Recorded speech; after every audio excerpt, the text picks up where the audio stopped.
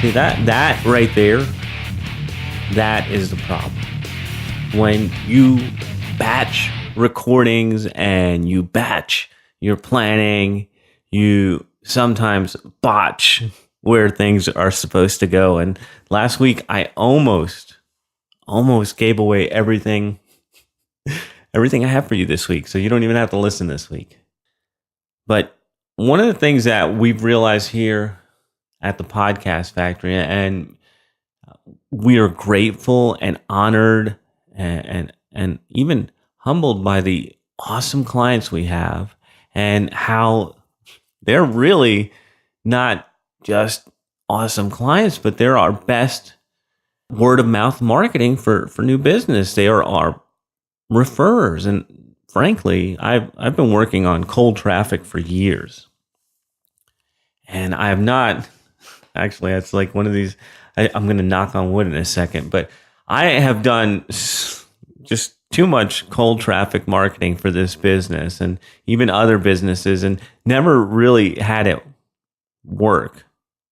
Never got a real good ROI, and that's because I was trying to do it all myself. Now I've got an agency, but right now we actually have a book funnel going that's actually producing a positive ROI. It's got a couple upsells, and you know where we learned them upsells? Watching that Frank Kern. The book funnel starts at it's $4.99 for one book, $9.99 for two books, and after that it goes into a $47 upsell, and behind that is a $197. And the $197, we'll see how that works out. It's new, but even before we added that, the ads were selling books and liquidating themselves, which is super exciting. So that's what I'm saying. Knocking on wood, because I haven't had that before. But we'll set that aside for another day and focus on what we're really here to talk about. And that's clients. Like a lot of people doing business online, they're so into the customer game and get a customer and get a sale. And yes, that's awesome. But what Cupcake and I have noticed, and it's not just in this online business, also at our apartments, it also is in our real estate business.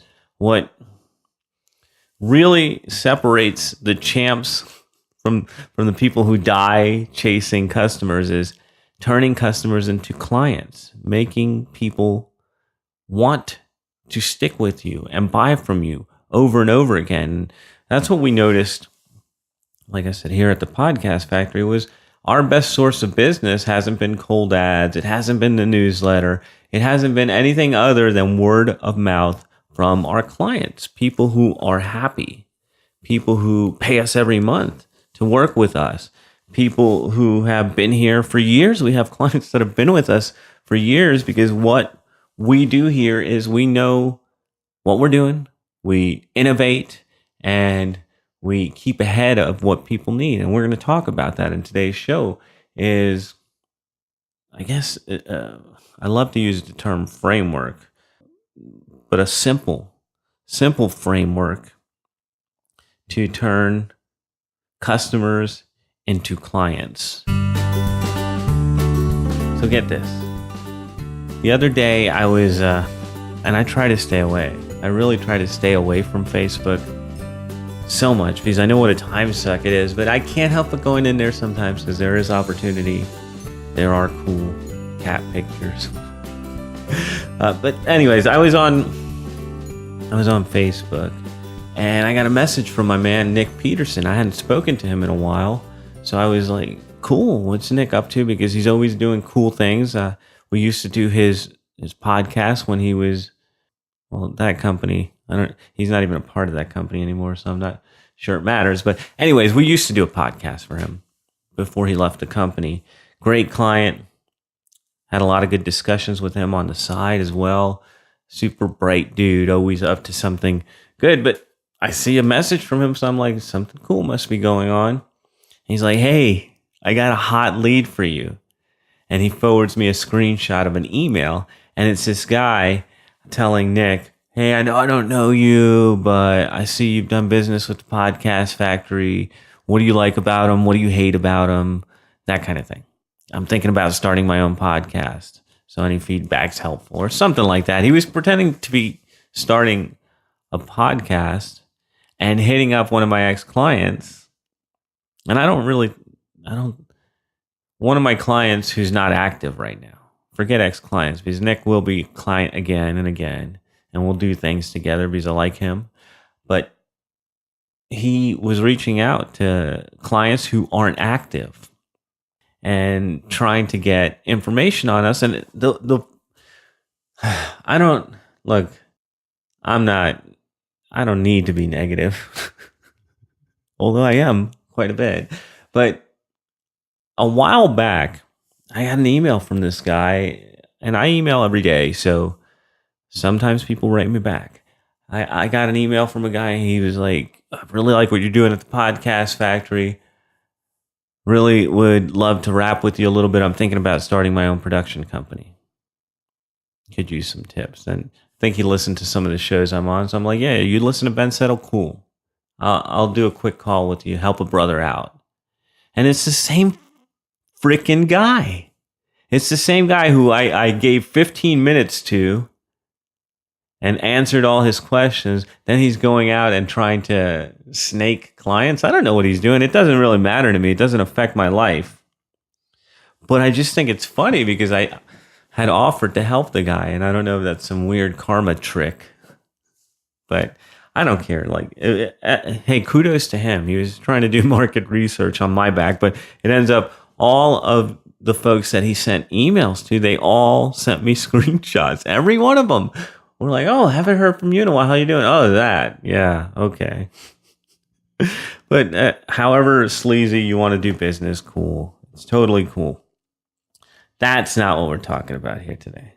What we're talking about is how to make your clients love you forever, turning customers into clients who buy over and over again, are happy to buy, want to buy more, want to support your work.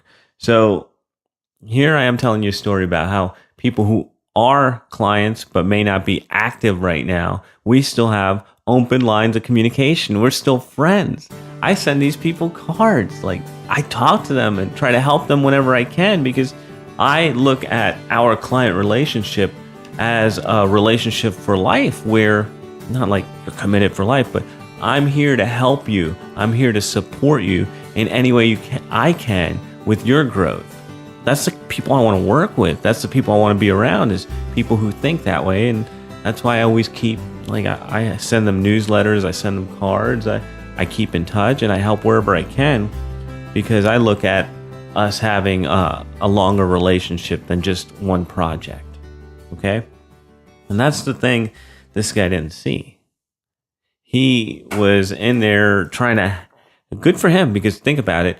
Who would be most likely to buy a podcast or buy a podcast production? Someone who has already invested in that. And so good on him for that, but sleazy way of doing it. And so I want to give you some tips on how many times am I going to berate that guy. But I want to give you, in fact,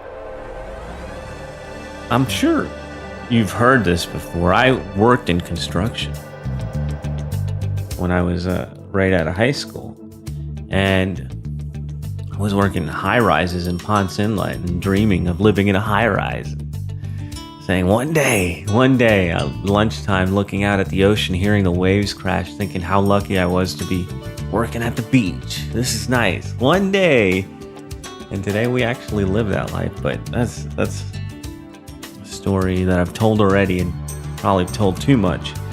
But one of the things that was always fun in my early electrical career, I joined the International Brotherhood of Electrical Workers. I was a union guy.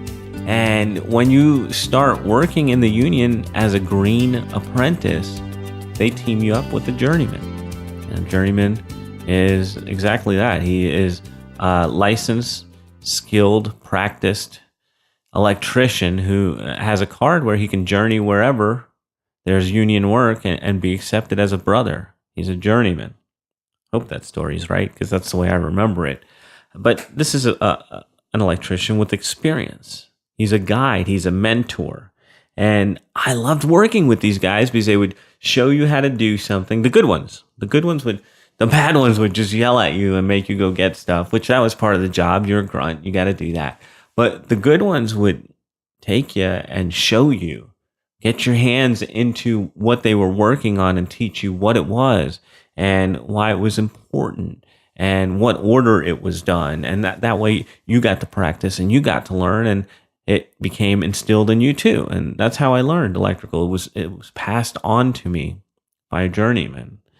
And what I noticed was that the journeyman, whoever I got matched up with, usually liked me and usually wanted to help me.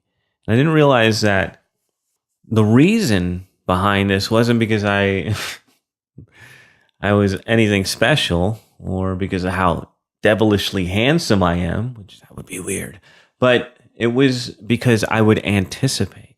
So they'd teach me, they'd show me how to do something, they'd let me run through it, and then I knew the process, so I would anticipate what they needed. This guy is running some conduit, and we're going to need a clamp here and a coupling here and another stick of pipe here. I would get those things ready so that he could do what he was doing, and I would anticipate what he needed so that he could better perform his job, and it made us as a team stronger.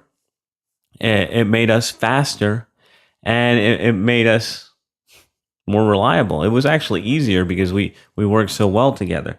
But this is one of the things, if you want to turn clients, or if you want to turn customers into clients, you gotta be able to listen. Yeah. I know you were getting into that, but what kind of marketer would I be if I didn't make you an offer? So check this out. How would you like to spend more time with your family and less time on your business? Before anyone chooses to do business with you, they need to know one thing. Can I trust you? But building trust can take forever, and I know you don't have that kind of time. But what if there was a way to build trust in minutes instead of years? Would you want it? I know you would. So go grab yourself a copy of my Digital Daddies Toolkit. Inside, you'll get my top 3 speed influence tools to make you a trusted expert in any market fast. Go to daddiesworking.com/DDT to grab your copy today. You have to be able to hear what people are telling you. So I told you I got obsessed with stories because, well, I've been obsessed with stories and StoryBrand, but I've been obsessed with getting our writers to write better stories so that we can do a better job of getting results for our clients. But the whole way we got on that track about the better show notes was our clients, a couple of our clients telling us that show notes were not up to par and they were rewriting the entire thing, and it was a missed opportunity on our part. I heard that. I listened to that. And I repeated it to my team and told them that we were going to make some changes. And that's why we had, I think it was last week where we had the big idea framework. We haven't had a framework that helps guide our stories. Well, here's a new tool. Let's use this and let's get better results. This way we can make our hosts shine.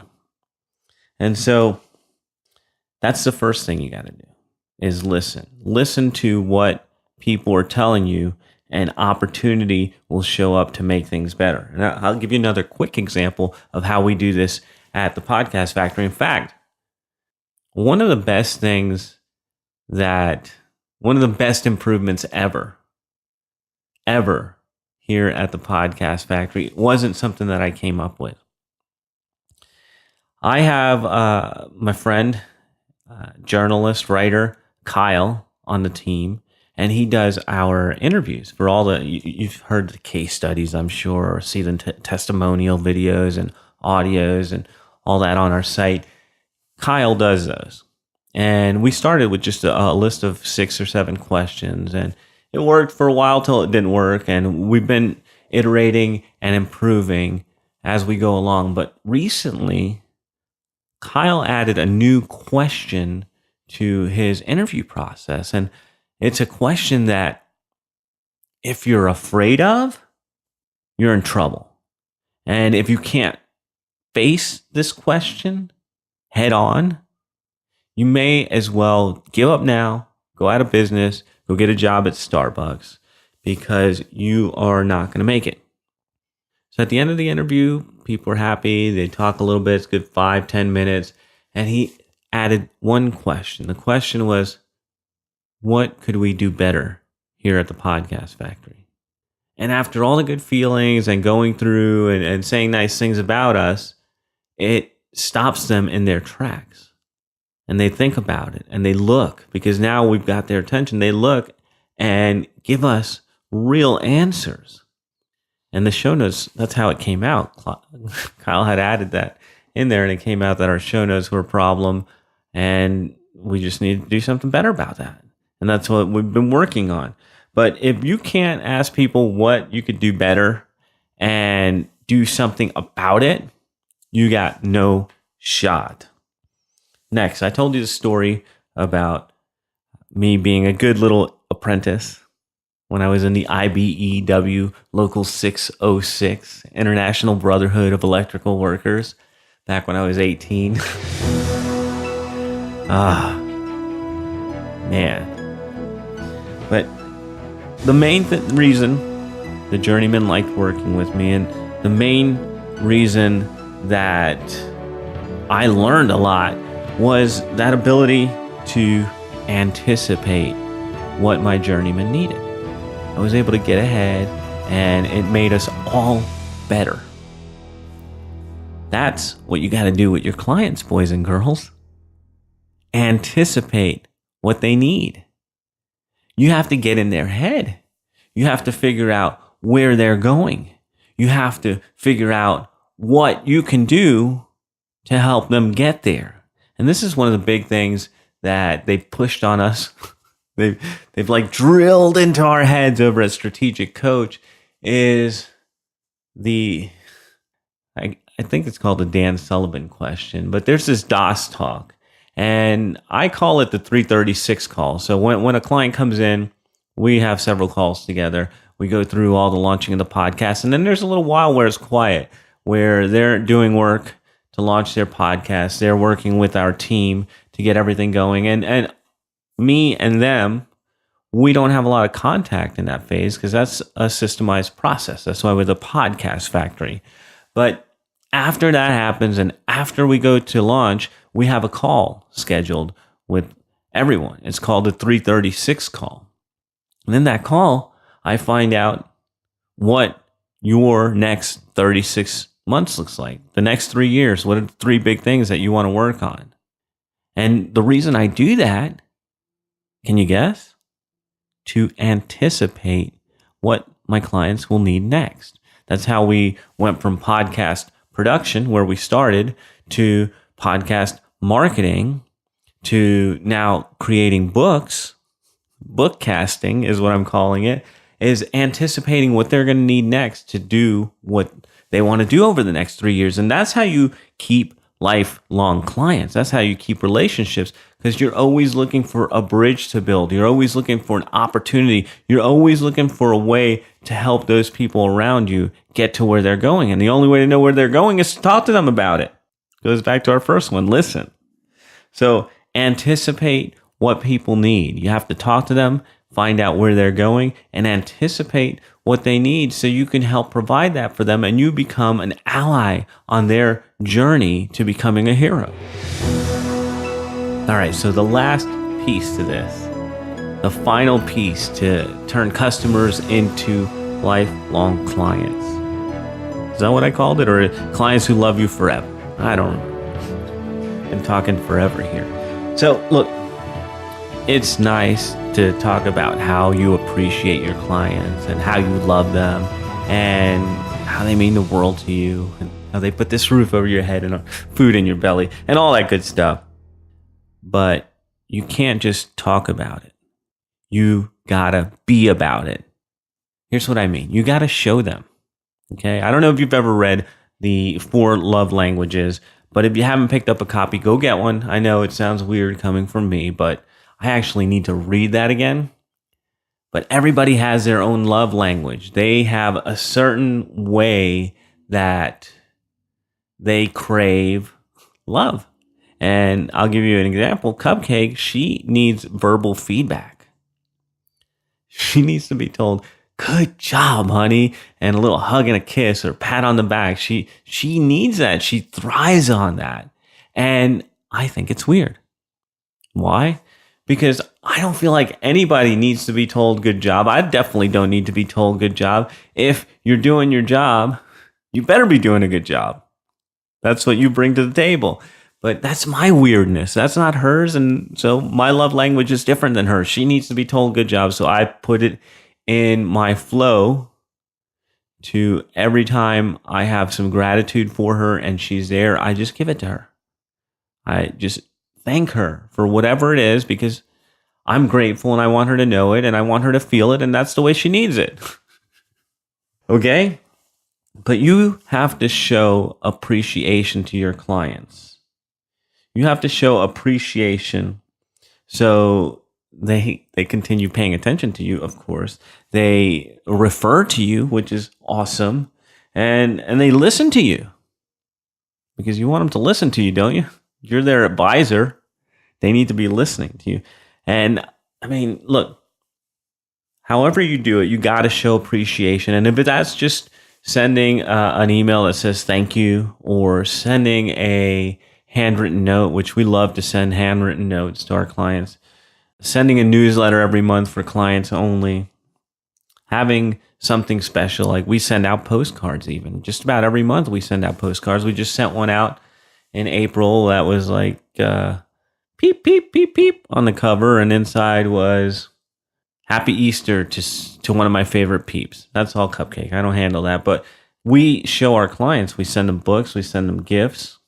We show our clients we care about them. And that's really that piece right there. Even if you're just getting customers at this point and you just have a product for sale, showing people you care about them, giving them a happy experience, that is going to make people turn from buyers into clients. They're going to be people that want to be around you because you're fun, you're thoughtful, you're considerate. All right, let's do a quick recap because this one ran long. Too much hard teaching, I think. How to make clients love you forever. Turn customers into lifelong clients. You got to listen. Listen to what they're telling you. Listen to what they need. Listen to the feedback they're giving you so that you can be better. So you can serve them better. After that, anticipate. Ask questions. Find out where they're going, what they're doing, and how you can help them get there. Anticipate their needs and be there right ahead of them, providing them the bridge they need to get where they're going, and they are going to love you. Last but not least, you got to show people you care about them. Handwritten notes, personal phone call, text message, email, sending a card, whatever. Sending gifts. We send gifts all the time. We sent Doberman Dan some Bose headphones not too long ago. He was shocked. It was his birthday. But show your clients you care about them, and they will stick with you even when weird little slimy poachers come up trying to take your sloppy seconds. Ay, chihuahua. All right. Next time, father doesn't know best. I'm about to talk some smack about somebody. Father doesn't know best. Coming up next time. Remember, if you're digging what I'm laying down here, subscribe to the show. Share the show. Give me a review. I don't care what you do. I need to know there's people out there listening because I'm pretty sure it's just me and Cupcake right now, but maybe there's more of you. We'll see you next week. This is thepodcastfactory.com.